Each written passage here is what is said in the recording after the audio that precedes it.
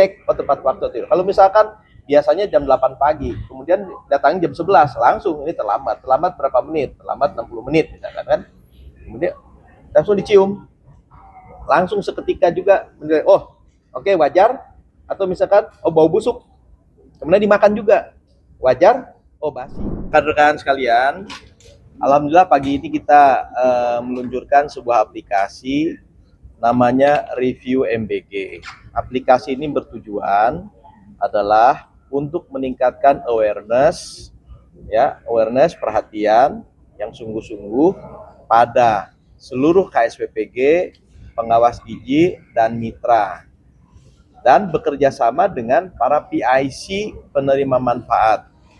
PIC itu siapa? PIC itu adalah guru-guru yang ditunjuk pada sekolah-sekolah atau juga kaposyandu atau guru-guru yang ustadz-ustadz yang ditunjuk di pondok pesantren.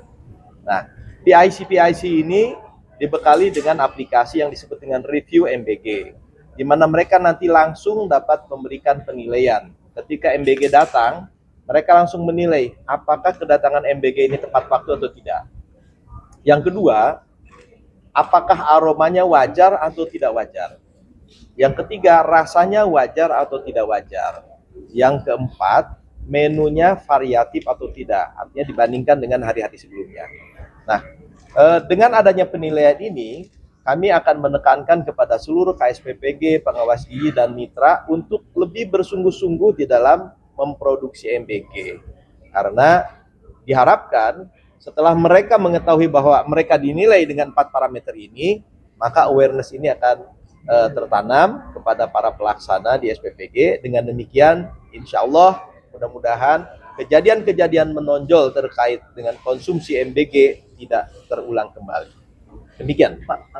Terkait tadi penilaian dari IDN, Yosafat dari IDN Times.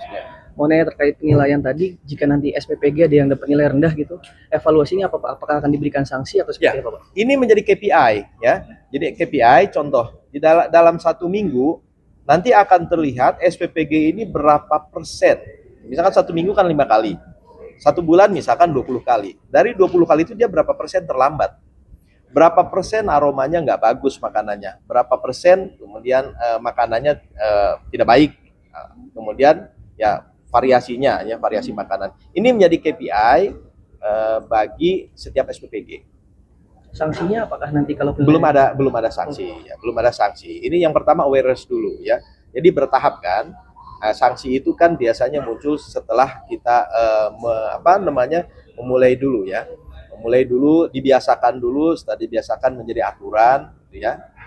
Ini dulu. Yang pertama tujuan kami adalah meningkatkan awareness dulu. Nah, kalau awareness sudah meningkat, kan tidak perlu ada disanksi. Namun demikian tetap kita dengan KPI tersebut tentu misalkan ini jelek terus nih ya, bisa saja misalkan untuk KSPPG-nya diberikan penilaian administratif tidak cakap gitu ya. Baik. Kalau untuk review MBG ini melibatkan lembaga lain nggak sih Pak? Misal BPOM atau lembaga itu?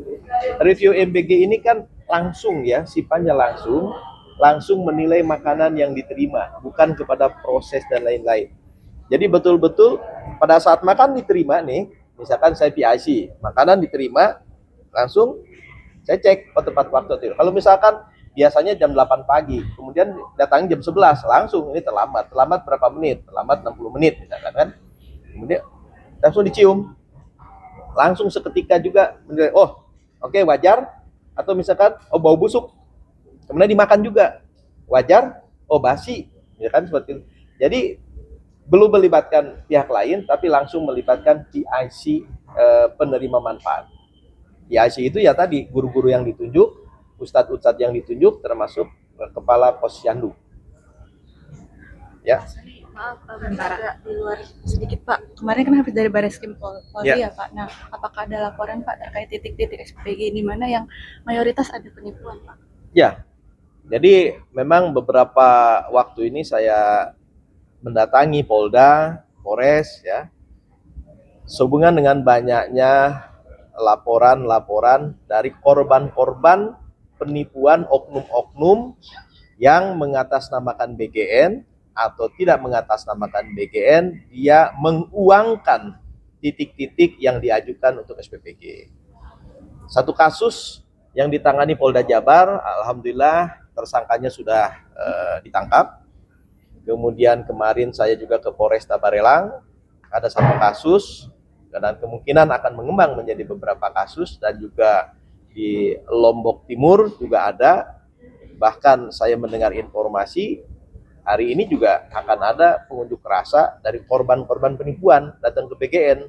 Ya kami harus tampung dulu, kami harus tahu bagaimana ceritanya. Kemudian tentu apabila memang itu merupakan ranah pidana, kami akan anjurkan kepada para korban melapor langsung ke kepolisian, ke Polres maupun ke Polda.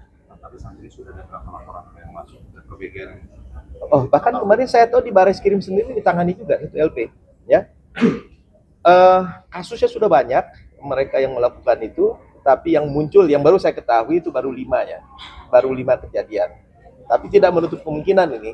Dan memang saya himbau kepada seluruh masyarakat bahwa proses pengusulan atau pengajuan titik-titik SPPG itu dilakukan secara online. Secara online, panitia di pusat itu melakukan verifikasi administrasi, kemudian SPPI yang ditugaskan di lapangan melakukan survei lapangan, dan di sana tidak dipungut biaya.